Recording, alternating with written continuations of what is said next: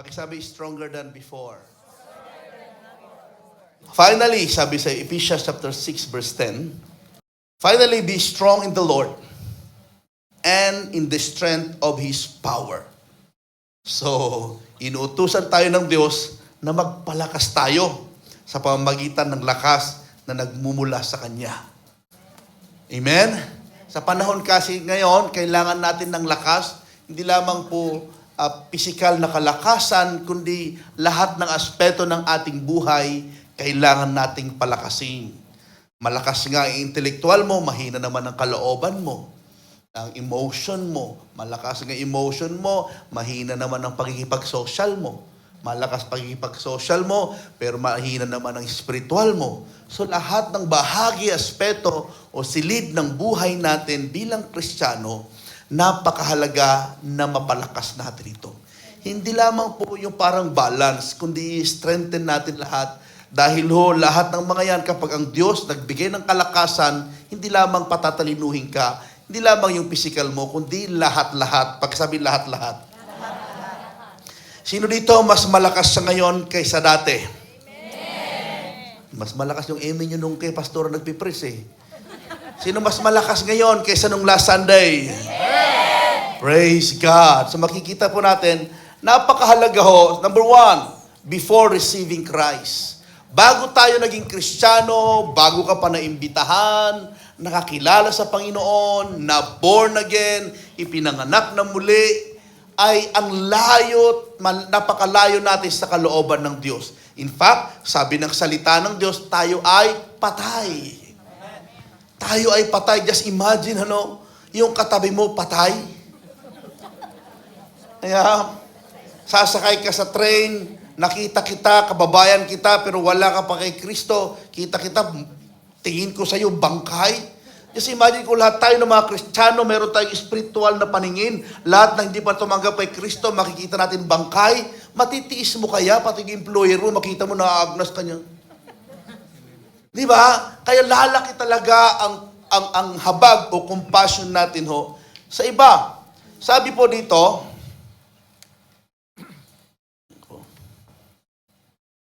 sa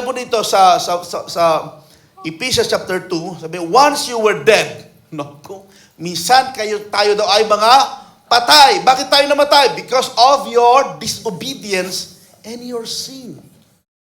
Church, alam na natin po ito. Namatay tayo, hindi dahil sa kagagawan ng iba. Namatay tayo dahil sa kagagawan natin. Dahil daw sa hindi pagsunod at kasalanan. Magsalita kayo para hindi kayo antukin. Pakisabi, kasalanan. Ayan. You used to live in sin. Ito pa, nasanay na tayo sa kasalanan. Just like the rest of the world, obeying the devil. Allah.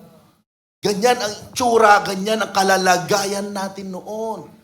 Tayo daw ay buhay sa pisikal, pero sa spiritual, tayo ay patay dahil sa hindi pagsunod. Dahil pa sa pagsunod ng iba, dahil sa hindi mo pagsunod, hindi ko pagsunod, at sa kasalanan. Tapos sabi niya, just like the rest of the world, kagaya ng mga ibang nasa mundo din, na sinusunod daw ang devil. Humihinga pa ba kayo? Binabasa ko lamang po ito, Sabi niya, the commander of the power of the unseen world.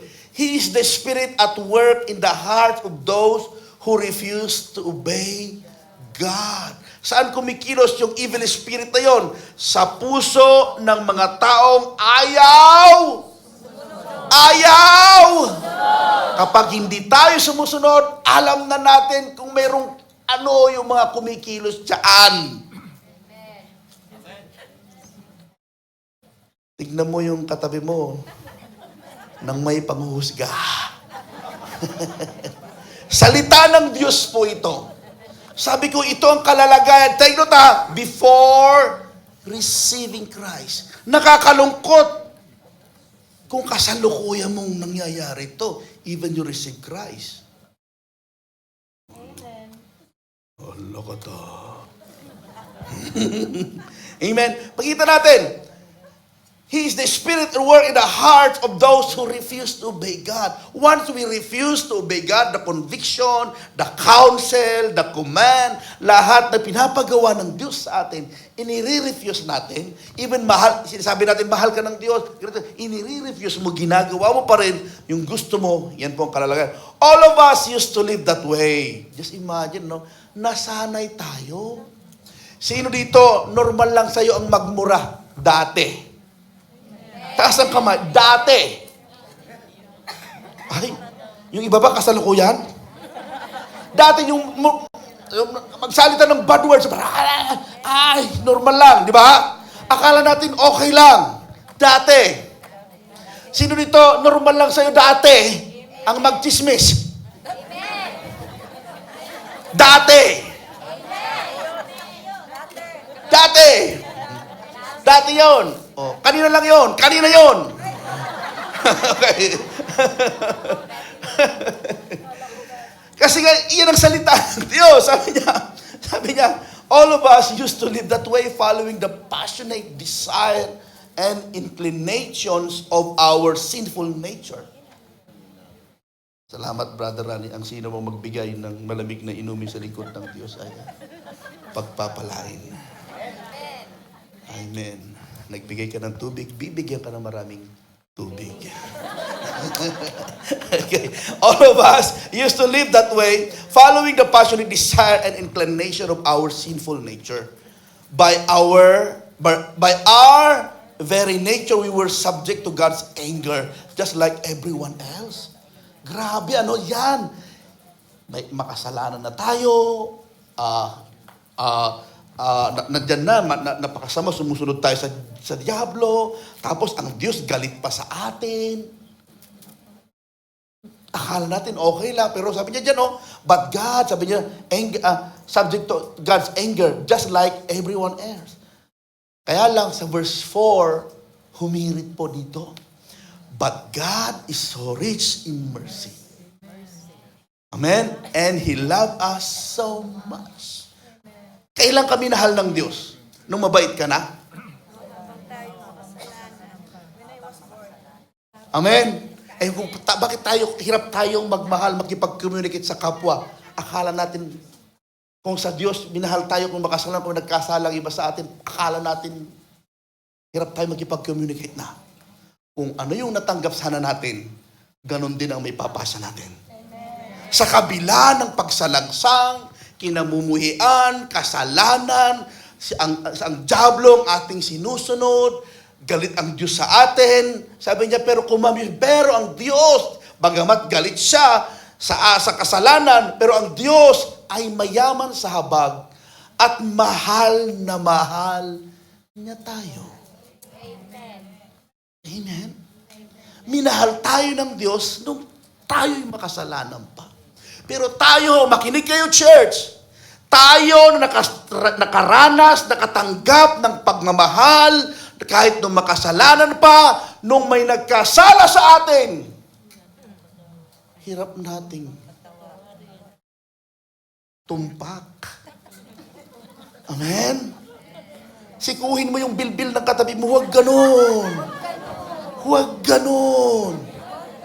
Ang Biblia, ang church, ang Biblia or ang church ay nagtuturo para sa mga tao, Kristiyano, para maging mabuting tao. Alam nga naman, nagtuturo tayo dito na mag-away-away tayo.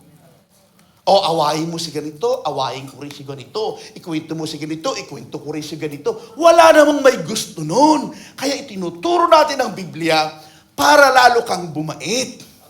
At tinitiyak ko sa'yo, tignan mo yung katabi mo, kung hindi niya ikukwento ang dati niyang buhay, mayroon siyang 3 K.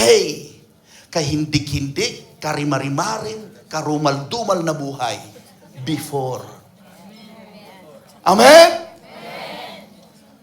O, ba't naman? Noon yun, hindi na ngayon, noon yun. Pag sabi noon yun.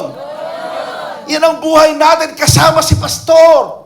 Kung si Pastor John hindi nakakilala kay Kristo, hindi ako nagpapastor, nako, sakit ng ulo ako sa barangay Kapanggan, Umingan, Pangasinan. Kunwari pa kayo din.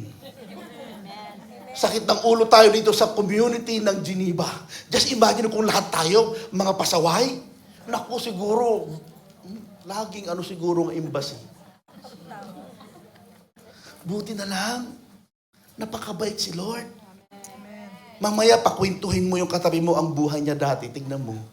Ay, ganun ka? Ay, ganun ka dati? Nahahati ang katawan mo dati?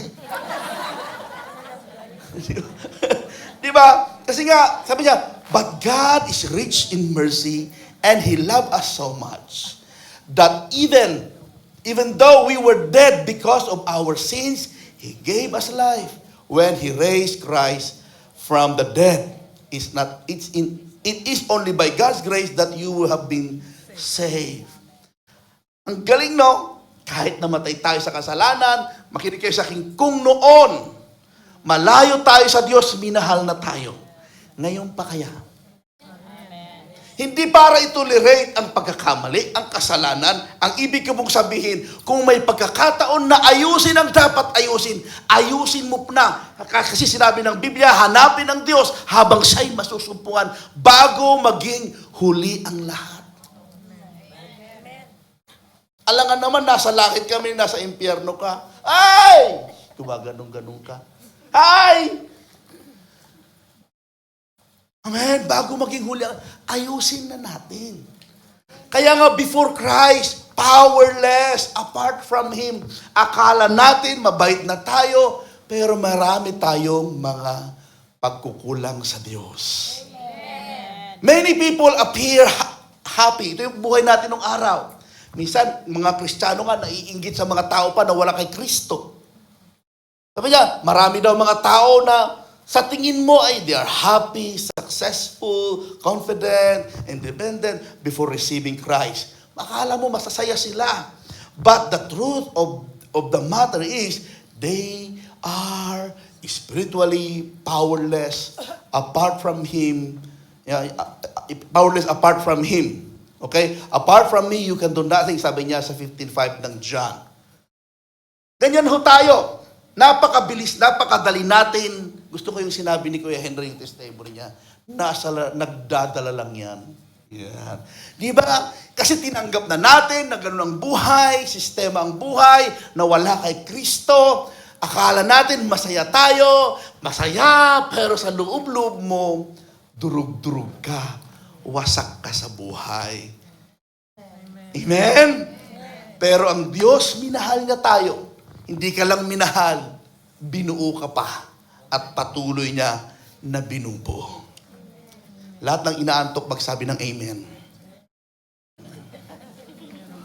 Salamat po sa pagiging honest po ninyo. Palakpakan po natin ang Panginoon. Yeah? Tinataray ko po talaga na napakahalaga. The Bible says that without Christ, pag wala si Kristo, wala ang Diyos sa buhay natin, sa puso natin, hindi tayo seryoso sa Kanya, we are separated from God. Sad to say, hiwalay ka. Ibig sabihin, papunta kami dito pag ganun ka. Hiwalay. Pasalungat ka. Kaya ka, masipag ka naman, lahat ginagawa mo, pero bakit ganito? Kasi nga, unahin natin ang Diyos. We are enslaved to sin. Just imagine enslaved. Alipin tayo ng kasalanan. Yung bang gusto mo naman magbago. Gusto mo naman ang ayusin ang buhay. Amen? Pero sa tuwing magpaplano ka, nandun ka ulit. Kailangan natin ng tulong ng Diyos. Amen? Lahat po tayo galing doon. Ang dami nating mga plano. Yung New Year's resolution mo, ganito, magbabago na ako, mag-iipon na ako, magsisave na ako, ganito, ganyan. Anday mo naman, yung iba, sama ng loob ang inipon. Wala dito yun, ano? We are unable to save ourselves. Hindi natin kayang iligtas ang ating sarili sa kapahamakan. Hindi natin kayang baguhin. Ang gawain po ng church, ng pastor, ng leader, ay i-preach ang salita ng Diyos, mahalin kayo, unawain kayo, i-disciple namin kayo, natin yung vision para lumago, mag-grow. Kaya lang ang mag-convict, ay ang banal na Espiritu. Kasi nga, just imagine 3 hours lang tayo magkakasama dito every Sunday.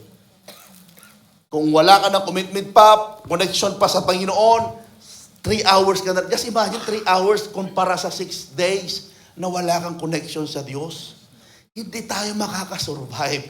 Kaya kailangan natin yung araw-araw na pakikipagniig sa Diyos. Amen. We are without true peace. Tayo noong araw, akala natin ay okay lahat, pero bagabag tayo. Malambot naman yung kama mo, di ka makatulog. Amen? May pera ka naman. Di ka masaya. Pero sinasabi yung kapayapaan ay ninakaw na ng dyablo. Napakahirap nun. Kaya minsan, ang tao hahanapin ang kapayapaan sa relationship, sa bisyo, sa pampatulog, sa bakasyon. Wala hong mga masama sa pagbabakasyon. Sa panunood, may peace sila. Pero pansamantalang kapayapaan yun. Ang tinutukoy dito, yung kapayapaan na nagmumula sa Diyos na hindi kayang sagutin o ibigay ng mundo. Isang patunay ng Diyos ang kapayapaan. Pagpasok mo pa lamang dito, tignan mo, antok na antok ka.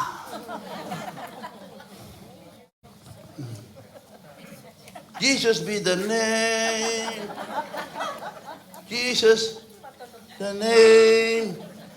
Kasi nga, napakahalaga na makita natin na kung tayo malayo sa Diyos, buti na lang, nabago ka, nabago ako. Amen. Tayo na nga na Kristiyano, mayroon pang hindi pagkakasundo. How much more kung tayo lahat hindi Kristiyano at magkakatagpo tayo diyan sa labas. Baka nagsasabunutan kayo diyan sa gar, naghahabulan. Buti na lang, ang Diyos iniligtas na tayo sa kahihiyan. Amen.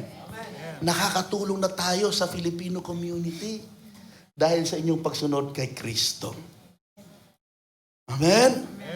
The Bible teaches the true strength begins when we admit we need God. Ang lakas ay nagmumula kapag inag-umpisa mong inisip na kailangan mo ang Diyos. Nung tinanggap natin ang Panginoon tagapagligtas, may nakapag-imbita sa atin, tinalagaan tayo, tignan mo, nangyayari, hindi man perfect, mayroon ko pang mga pagkakamali, pero iba yung kapayapaan ng kalooban, yung pagdidesisyon mo, mayroon kang conviction ng banal na espiritu, yung yung sabi ng Biblia na dating masasama na ginagawa natin, nasanay na tayo, ngayon hindi ka nasanay na makarinig ng mura. Dati sanay-sanay ka na umamoy ng mga tabako o marijuana. Ngayon, umuubo. Pati katawan mo, inire-resist na niya. Why? Kasi hindi ka lamang binago spiritual, pati yung desire ng iyong katawan, isip mo, iniba na rin niya. Dati, pag Sunday, nagpaplano ka kung saan ka mag-party. Ngayon, Sunday, nasa church ka. Amen? Payapang-payapa ka. Palakpakan natin ng Diyos. Masasabi mo, napakasimple pala ng buhay. Dati ginagawa natin komplikado. Ang dami na natin napanood ng mga testimonies. Alam nyo, pwede naman natin hindi pagdaanan yung mga hard way ng buhay. Sumunod lang po tayo. Kagaya po ng cellphone, alam na po natin yung kahit pinaka-high-tech po yung cellphone po ninyo at ang signal po ninyo ay Starlink. Ano? Kahit saan ka mapunta, may signal ka. Pero kapag lobat o hindi nakasaksak, hindi nakakonect sa power, lobat yan, walang kwenta. Magagamit mo lang yan, gawing sangkalan. Kasi nga, kahit gaano ka high-tech yan, kahit thousands, ang ano niyan, kung lobat yan, wala rin. Amen? Napakahalaga kahit gaano tayo kayaman, na I'm not against sa mga yaman ng mundo na ito, pero kung wala tayong koneksyon sa Diyos, naku po, delikado. Ngayon, makinig kayo sa akin. Tapikin mo yung balikat ng katabi mo. Makinig ka. Makinig tayo. Tanong ko sa iyo bilang pastor, sa harapan ng Diyos, sa harapan ng kapulungan na ito, tanong ko sa inyo, babalik ka pa ba sa buhay na malayo sa Diyos? Dito sa side na ito. Dito. Narinig ng Diyos yan. Hindi ko maatim, lubos maisip, kung isa sa inyo o sino sa atin na babalik pa sa buhay. Just imagine kung si Brother Rani babalik pa sa dati. Nung araw nga, bago siya makausap natin, alam natin yan, no? Naghahang yan. Ngayon, tignan mo, nag-moderate na. Naghahang pero konti na lang. Di ba? Just imagine sa Ate Chona, babalik sa dati. Kuya Rudy, nandun sila sa ilalim ng mabuhay.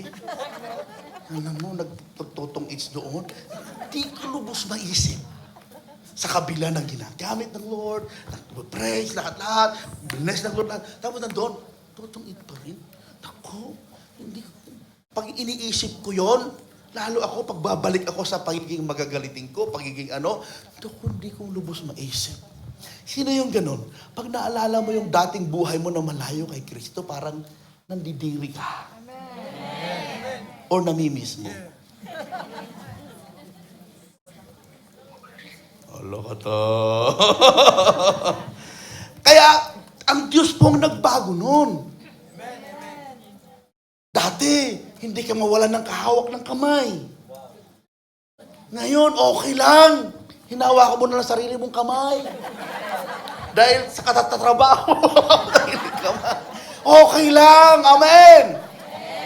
Alam mo kasi iba na ang nagpupuno, nagsasatisfy sa'yo.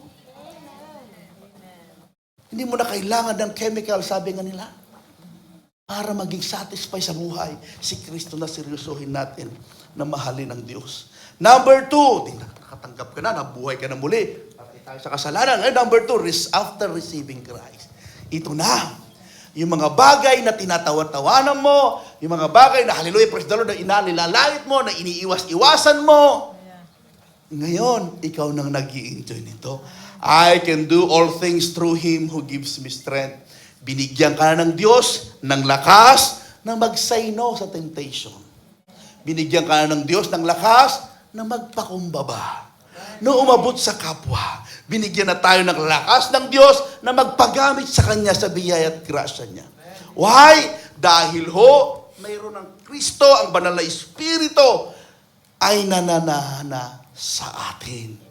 Palakpakan natin ang Panginoon. Kaya pag Sunday, mayroong prayer meeting, may Bible study, excited ka. Amen. Before Christ, we are just depending on our strength. Receiving Christ, change everything. Pag sabi, everything. Yung kababaihan na dati kapag manamit, dyan, dito, na ganyan, kita ang... Ngayon, nabago ka, hindi ka lamang nabago inside. Lahat, pati pananamit mo, pananalita mo, kaibigan mo, lugar na pinupuntahan mo, pinapanood mo, nabago. Why? Dahil nakaranas ka ng pagmamahal, biyaya at habag ng Diyos. Kaya kapag makakita ka ng taong kagaya mo dati, huwag mong huhusgahan. Gamitin nawa tayo ng Diyos para sa kanila, madala rin natin sila sa kaharian ng Diyos at maranasan nila yung nararanasan mo. Amen ba yun?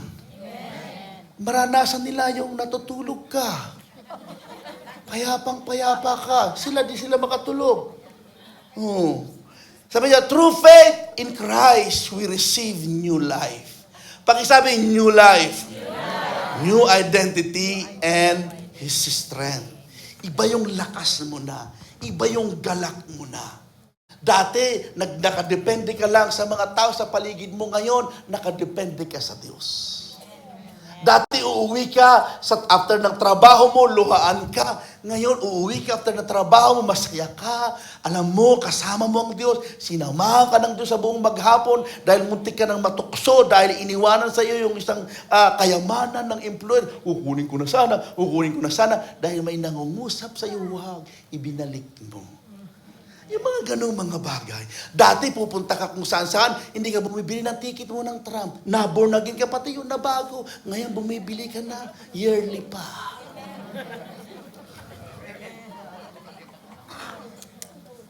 Lahat yun nabago. Amen?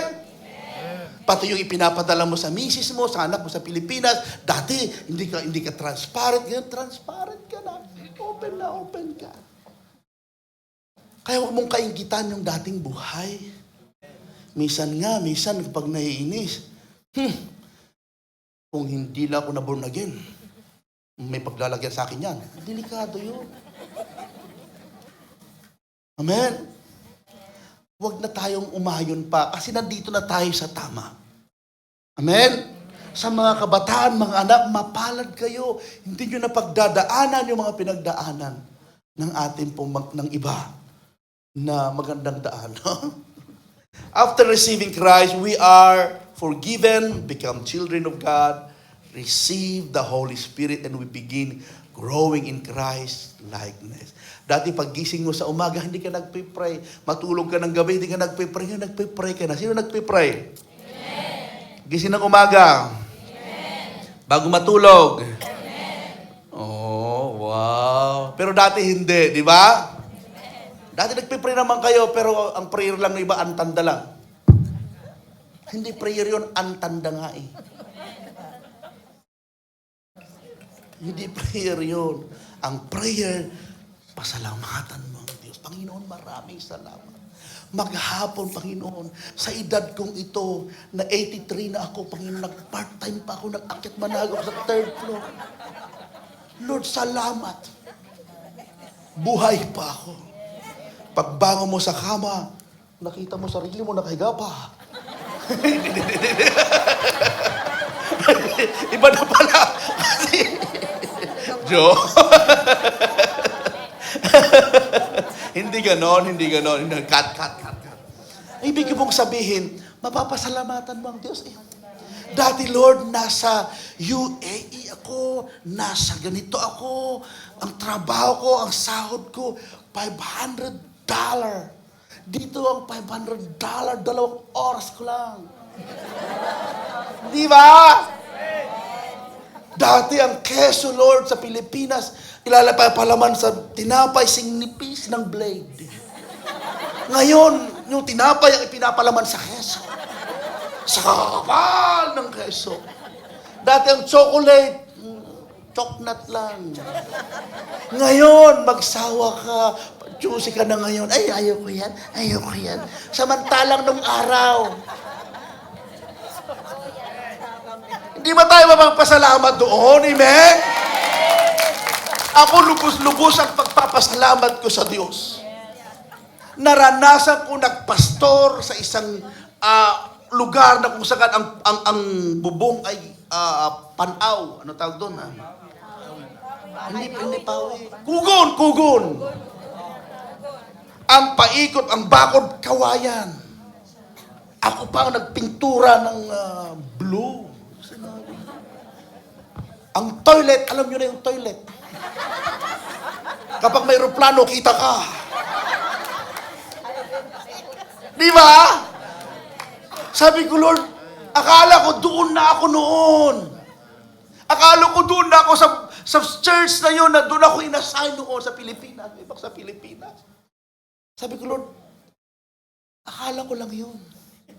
Pero tignan mo, saan ka ba nakakita, nagpipreach ka, nakakatulog ang katabi mo?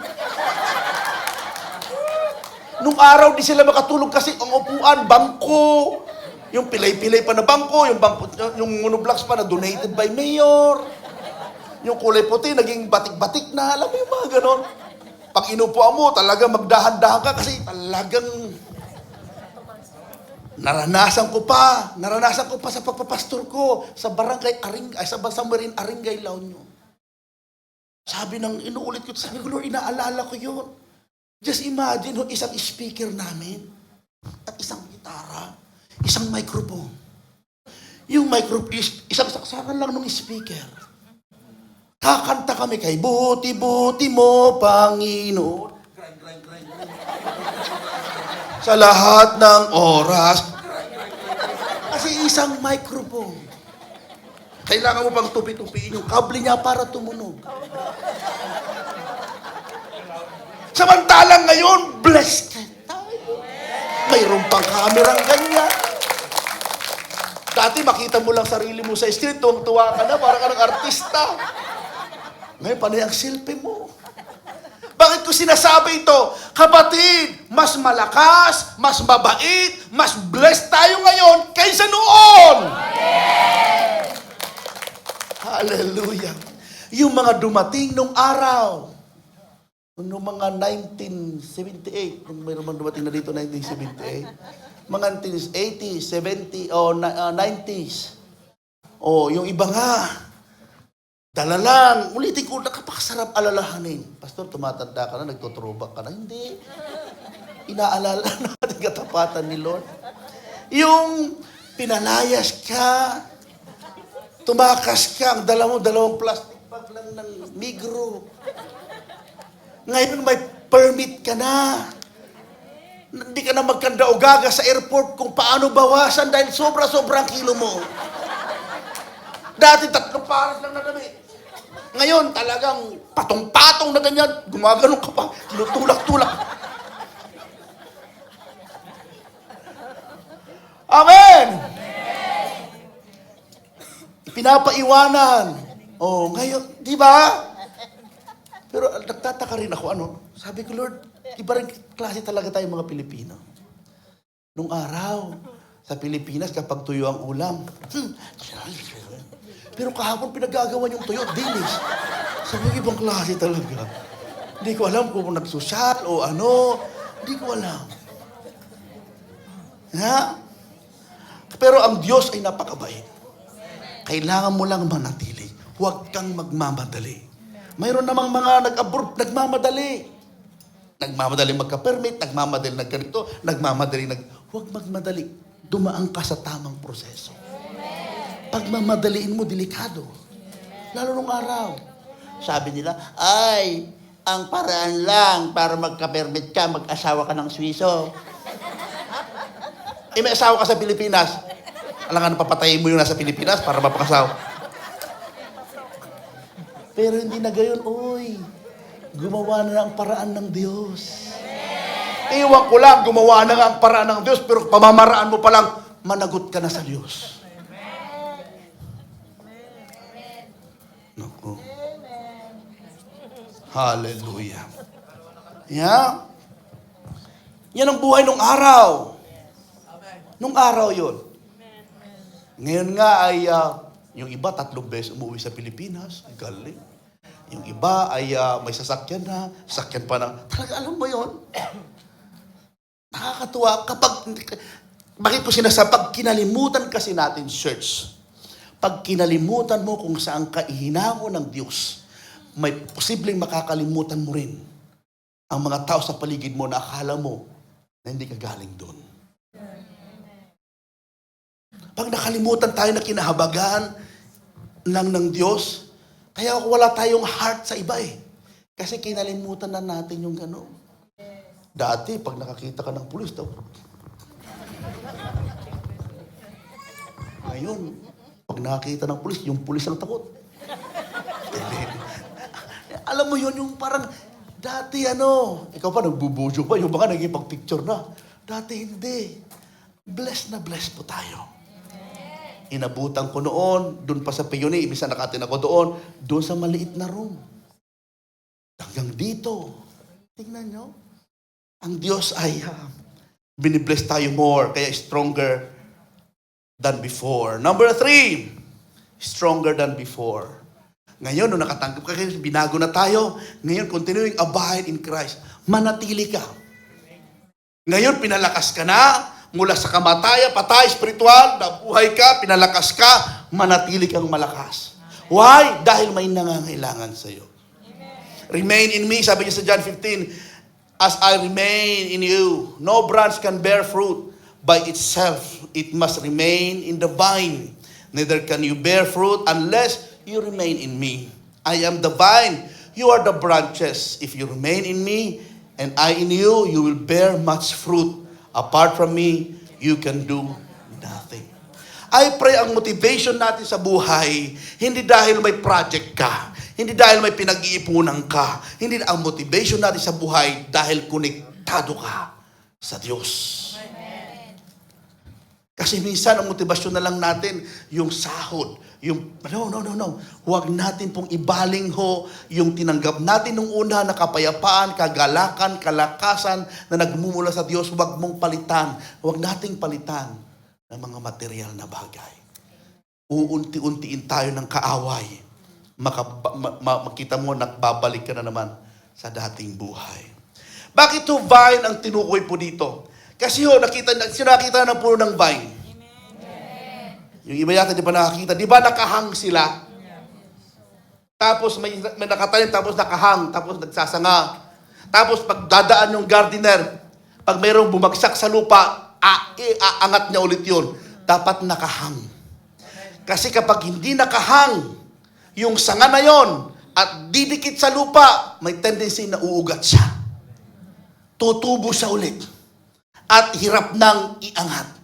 Ang Kristiyano na hindi naka-elevate, hindi nakahang at hindi nakakonect sa tamang puno at nakakonect ka pa sa mundo, darating yung time, mapapamahal ulit sa mundo. Ang gagawin ng gardener which God, hihilain ka na. Pero masasaktan ka. Kaya hirap mong i-release ang isang bagay na napamahal sa'yo dahil nga namahal mo na muli ang mundo. Amen? Ganyan o, kaya sabi dito, dapat konektado sa tamang puno. Tayo yung mga sanga, dapat connected ka sa tamang puno. Huwag kang magsarili. Kung ang sanga nakakonect sa puno, tapos yung sanga bumaba, nakipag-connect sa lupa, uugat sa doon. Nako, ang tawag doon, compromise. Amen. Nagkaroon ng katahimikan. And I pray na makita po natin ito. Huwag na po tayong babalik. Pinalakas na tayo, pinatibay tayo ng Diyos. Being saved is only the beginning. God calls us to walk with Him every day. Pagkasabi every day. Masarap, lumakad, kasama ang Diyos, araw-araw, hindi lamang every Sunday. Tinatawag ko si Bradley. Braden, si Caleb, at saka si Levi. Ayan. Ilagay anak dito sa likod ng Ayan, may papagawa ako sa inyo. Yan. Sa papaanong paraan, spiritual strength grows as we remain connected to Christ. Daily prayer, reading, and the Bible worship, fellowship with the believers depending on the Holy Spirit. Galing po ako sa Paris, sa church natin sa Paris. Na-share ko na minsan sa ating Dawn Watch o sa ibang mga kapatiran. Alam niyo po ba na ang revival night doon every Friday is 9:30 in the evening? Dahil yung mga tao, 45 minutes pa sila magta-travel papunta sa church. Just imagine, ikaw, magkukommute sila, magbabayad sila. 45 minutes sila magta-travel. Anak, doon kayo sa likod.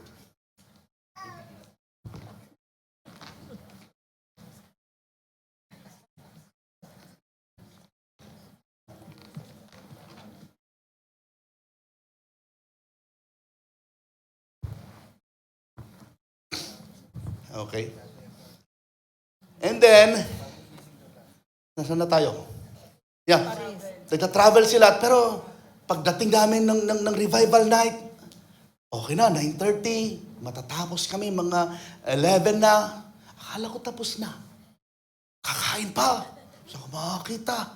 11 to 12, kumakain, nagtatawanan, masaya.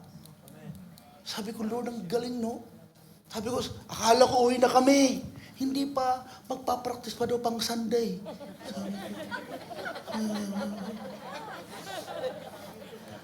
Alauna. Nag-usap kami na Tikati kahapon. Minsan, naalala ko nung wala pang permit ang karamihan, doon sa Ripa, alas 8 ang usapan yung iba sa kanila, 7:30 nandun na. May sari-sariling latag, yung iba nagmamanicure, nagtatawa. Talagang nandun lahat, kasi hindi naman nakalabas, walang permit eh. Halo, saya-saya. Pero kasi sinasabing, yung permit blessing po yan. Pero binabalikan lang natin yung uhaw at gutom natin. Pero alam ko, uhaw at gutom pa rin nato. Kailangan natin tayo, tayo, at saka natin na paghalo ko, nato. Uhaw at gutom pa rin tayo. Kailangan lang nating i-stir up. Kailangan lang nating i-stir up. Utusan, supilin ang sarili. Pero alam nyo, ang nakakatuwa, itong mga nakalipas na mga gatherings natin, anniversary, and so on, may mga babae at lalaki na na-raise up na kayo na ang gumagawa. Ako noon, talagang pumupront ako, bumubuhat. Sabi ko, maganda rin minsan pag di nyo ako nakikita. Hello? Amen? Gusto ko magkaroon ng parang event na tapos biglang na magpapakita. Pastor naman, ang ibig ko pong sabihin, may mga bagay na nandyan lang yan sa kalooban, sa ating pagkatao bilang Kristiyano, natatakpan lang. Abiding in Christ produces spiritual fruit and maturity. Mayroon pang prayer natin noon sa revival na sa Mabuhay. Talagang basang-basa yung floor sa pawis, lahat. Di tayo Nung nagka-COVID, doon lang tayo But anyway, may mga bagay, may mga season na kagaya nun. Pero titiyakin ko sa iyo, yung season na yon, kahit maganda yon, praise the Lord, pero mas may matinding gustong gawin pa ng Diyos. Amen? Patindi ng patindi, palaki ng palaki, paapoy ng paapoy, ang Great Awakening Church Geneva. Abangan nyo yan. Dahil kaya nga, yung mga, sasabihin ko na, yung mga leaders natin, kaya nga mag-iikot na ng magmo-moderate. Dahil alam ko, naniniwala ako, hindi lamang sila magli-lead ng life group eh. Church ang kanilang ililid. Kung moderate, takot ka. Paano ko pagtitiwalaan ng... Amen? Just imagine. Sinong pastor doon sa Cavite? Si Pastor di ba? Social. Di ba? Sinong pastor sa Cagayan? Si Pastora Shirley. Alam ko, ang ibig kong sinasabi, kasi intentional yun. Dito lumalakas ang... Sa una kakabakabahan ka, kagaya. Amen. Sa una lang yun. Si Peter, nung lumakad sa tubig si Peter, sa una lumubog, pero pag ulitin yung miracle na yun, hindi na siya titingin sa waves and winds. Kaya abangan ko yung mga iba. Sino sa TSP yata? Okay, mga absent ha? Baka bigla kayong, Pastor, may lagnat ako. Alam ko na.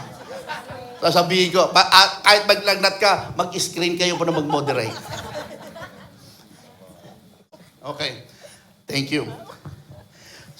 Tignan nyo kung ang itsura ng totoong patay. May story po sa Bible, sa John chapter 11. John chapter 11. Verse 38 to 42. Kay Lazarus. Di po ba? Sabi niya diyan, then Jesus again, groaning in himself, came to the tomb, was caved, and the stone lay against it. Jesus said, take away the stone. Just imagine that time, si Lazaro ay 4 days nang patay. Ang una, take away the stone. Si Jesus ba nagtanggal ng bato? Sa mga disciples po pwede. Kapatid, tayo patay. Pero may ginamit ang Diyos na inalis yung stone na humahat lang sa'yo para hindi mo marinig ang boses ng Diyos. Amen? So inalis yung stone. Alisin nyo yung kurtina. Pakita nyo lamang si Brayden. 1, 2, 3, go. Diyan ka lang anak. Diyan ka lang. Kurtina lang. Lumakad na siya eh. Yan. Ganyan si Lazarus. Nakapulupot pa. Ganyan ang bangkay. Just imagine, dito ka na, sige, dito ka na. Nagpakita ka na rin lang. Yan. Dapat pag lumabas ka, mamaya paglalabas ka, nilalakad, lulundag ka, ha? Siyempre okay, nakapulupot eh. Okay? Ngayon, di sabi ni Martha, Lord, 4 na araw na patay na yan. Mabaho na. Ibig sabihin, malala na. Ang buhay natin nung araw, spiritually, 4 days nang patay. May uod nang lumalabas. Mabaho na ang ating mga pag-uugali. Nangangamoy na ng buong community ng Geneva. Balitado ka na. Agnas na spiritually. Pero merong mga miyembro ng church, may takot sa Diyos na ginagawa na yung bahagi nila. They take away the stone. And then, sakalang nagsalita. Sino? Si Jesus. Ang sabi niya, Lazaro, lulundag ka papunta dito ha, Lazaro! Come out! Oh, ganyan ho. Nung umating ka ng church, ganyan ka. Hindi ka makagalaw. Inoobserbahan mo lang. Kasi buhay ka nga, nakapulupot ka pa. Kaya ingat na ingat kami sa'yo dahil minsan nga nakakatakot ka. Kasi nung pagpasok mo sa church, nung wala ka pa kay Kristo, parang kang zombie. Mawi tayo! Hindi ka makagalaw. Tapos anong sabi sa pinakala? Sabi niya, and I know that you always hear me because of the, next na verses. Nung sinabi niya, nung lumabas, Lazaro, come out. Ilagay mo hanggang doon. Kulang. Sorry, hanggang 42 lang sinabi ko. Lumabas si Lazaro. At ang sinabi niya, tanggalan niyo siya, kalagan niyo siya ng damit pang patay. Hali kayo, 2 disipulo, si Levi at saka si Caleb. So tinanggalan nila, tanggalan niyo po unti-unti. Yan. Ito na yung time na ino-VE ka na. Kinonsolidate ka na. Oh, saglit lang. Kinonsolidate ka na lang. Pag ganun. Yan. Kinonsolidate ka na. Naririnig mo na. Yun na yung umiiyak ka na. Tumanggap ka na kay Kristo. Amen? Nagpi-pre-encounter ka na. Sige, unti-unti. Sige, unti-unti. Slowly, yan, nag-pre-encounter ka na. Natapos mo yung 10 lesson ng sino ang Diyos, anong kasalanan, anong Biblia, lahat, natapos mo. Ngayon, EGR na. Hindi ka makapunta dahil nakapulupot pa yung paa mo, wala kang pamasahe. Nag-ambak-ambak ang life group para makalagan ka lang ng tunay. Ang disipulo ang nagkalag.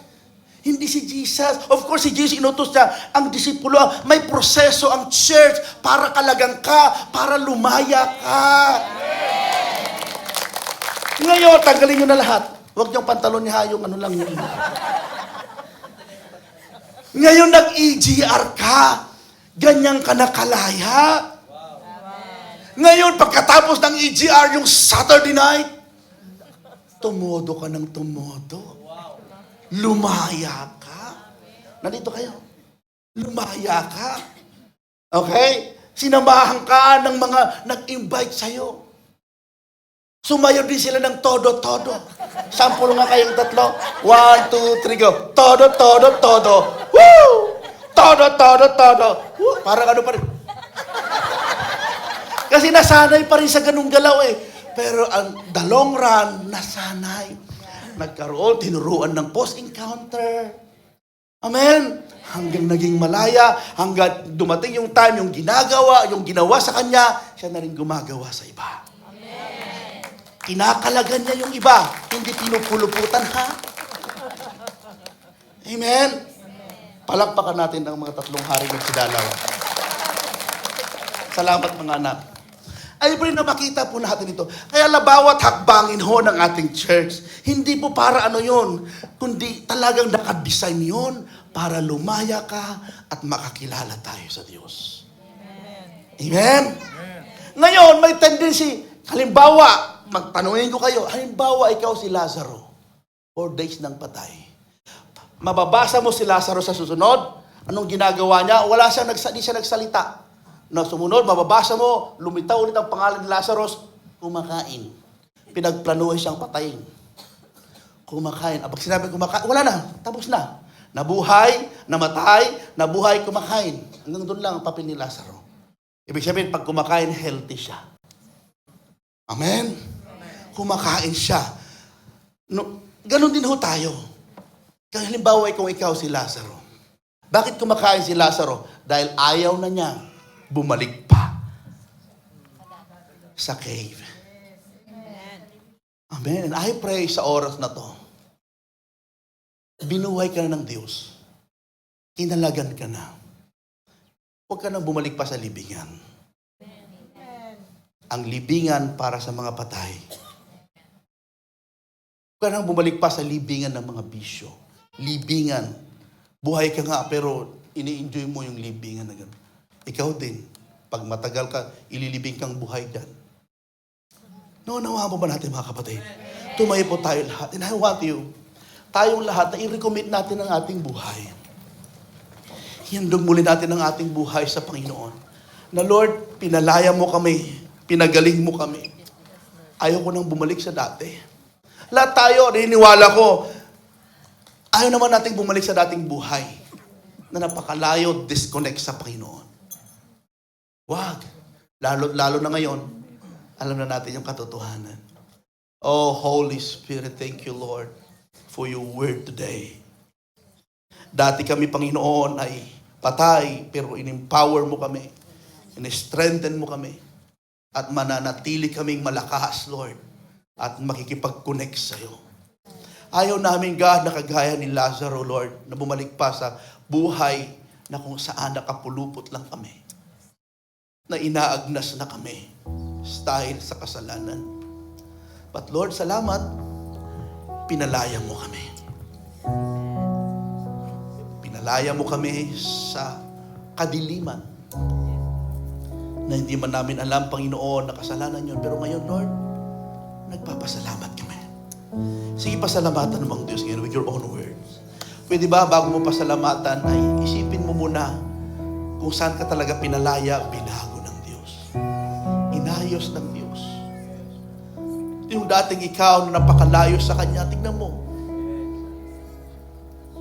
Buti na lang ang Diyos nasumpungan tayo. Buti na lang ang Diyos may instrumento siya na alisin ang mga nakaharang na bato para marinig natin yung calling ng Diyos, para lumabas tayo sa cave na kagaya ni Lazaro. Buti na lang may mga taong nagtiyaga, nag-pre-encounter, nag-follow up sa atin. Yung pala, kinakalagan na nila tayo mula sa kamatayan. Salamat, Panginoon. Salamat, Lord. Sa 22 years ng aming church, maraming mga tao kang kinalagaan. At marami ka rin mga naging instrumento, Lord God, dito sa church, God. Mga nag-SOD, mga life group leaders, na ginagamit mo para nakarating kami sa lugar na ito. But God, tonight, ngayong hapon, Panginoon, gusto namin i-recommit muli ang aming mga buhay. Ipasakop muli. Manahan ulit, sumunod sa pinapagawa mo. Sige, pasalamatan mo muna ang Panginoon. Oh, thank you, Lord, for your grace and mercy. Salamat sa kalayaan.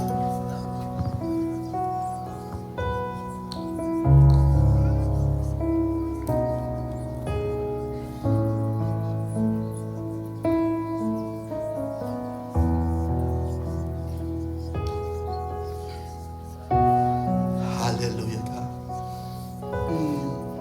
Yes, Jesus. Oh, hallelujah, God.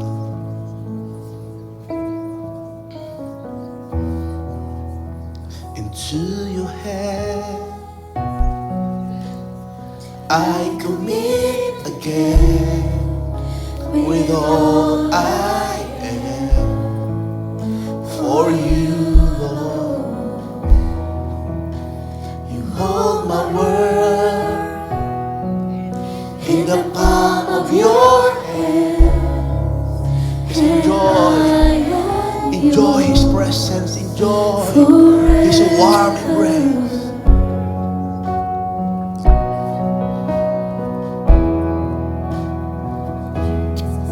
Hallelujah, God. Yes, salamat, Panginoon. Ngayon, ipinapasakop ko muli ang aking buhay, ang aking pagsunod sa iyo, ang aking commitment sa iyo, Lord. Jesus, I believe. Jesus, I believe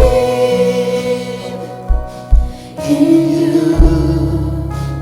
Jesus, I belong to you. You're not belong to the grave. You're the reason that We belong to Jesus. The reason that I sing. Jesus, I believe In you. Jesus, I belong to you. You're the reason that I live, the reason that I sing, with all I am. Church, bago natin awitin yung second verse ng song, is a song of commitment and prayer. Sa harapan ng Diyos at sa harapan ng bawat isa na nandito ngayon, nangangako ba kayo na magpapatuloy kayo sa Panginoon kahit anong mangyari? Huwag nang babalik sa dating buhay. Amen po ba? Come on, sing this song as a prayer commitment. I'll walk with you Yes. wherever you go. Through tears and joy, Trust Him.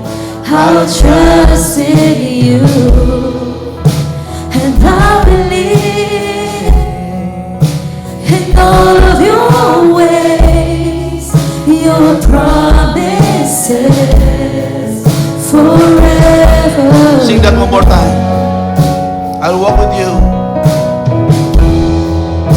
I'll walk with you. Lord, magpapatuloy ako. Wherever Walang you perfect. May challenges, go, may testing. through tears and Pero hindi ako lalayo sa iyo, Panginoon.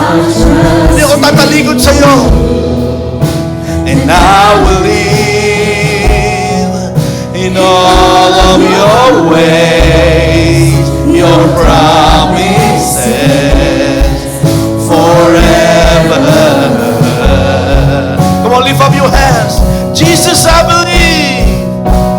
Jesus, I believe in you. Jesus, I belong. We belong to you. You're the reason that I live, the reason that I sing. Hallelujah. Jesus, we believe in you, and we will follow you. We will love you, Lord. Jesus, I belong To you, you're the reason that I live, the reason that I sing, with all I am. Kayo lamang po, Jesus, I believe. And Jesus, I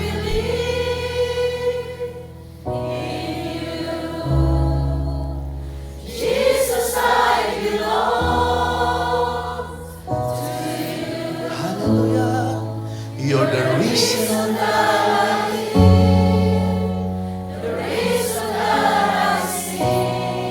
Habang nagpi-play yung keyboard, just find a partner right now. Maganda ka partner mo sa panalangin ng may pasasalamat. Yung halos kasabayan mo, kabatch mo, na nakakilala sa Panginoon. And then begin now to pray. Lord, nagpapasalamat kami, Panginoon, nakilala ka namin. Pray. Lord, salamat, inalis mo kami sa buhay na napakalayo sa iyo.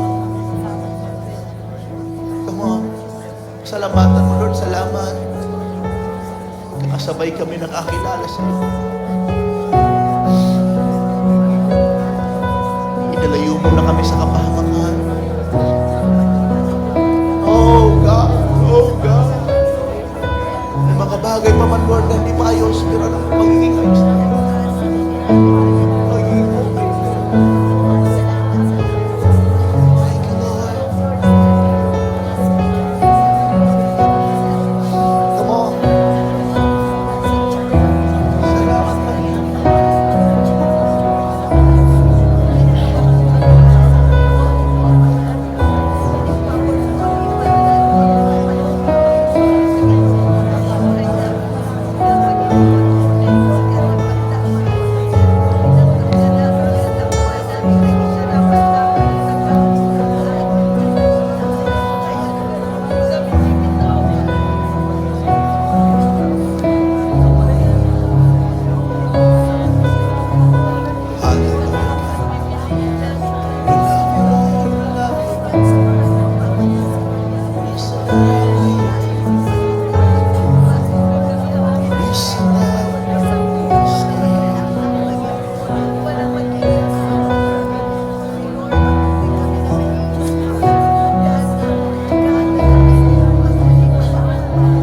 Panginoon, kaya naman, Lord, kami nandito. Every Sunday, every Bible studies, Lord. Dahil minahal mo kami. Nandito kami just to worship you, Lord. Oh, God.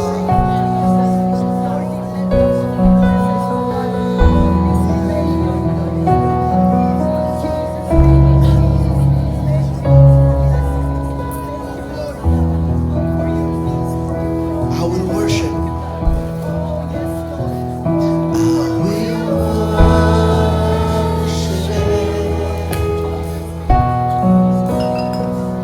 I will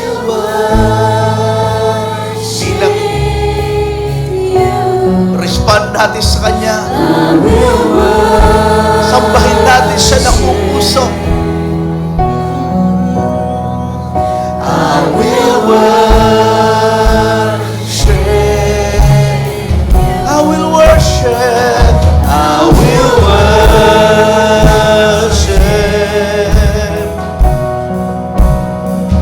I will worship. For the last time, I will worship. I will worship. I will worship. I will worship. Jesus, I believe. Oh, Jesus, I believe in you. Jesus, we belong to you. We belong to you. You're the reason that I live, the reason that I see. Jesus, I believe in you. Jesus, I belong to you. You're the reason that I live, the reason that I see. with all. Amen. Pwede ba tayong umawit ng isang masayang awitin? Tapos, alis kayo sa kinaupuan ninyo, kamayan ninyo as many as you can, at itong sasabihin mo, huwag ka nang magbabackslide pa.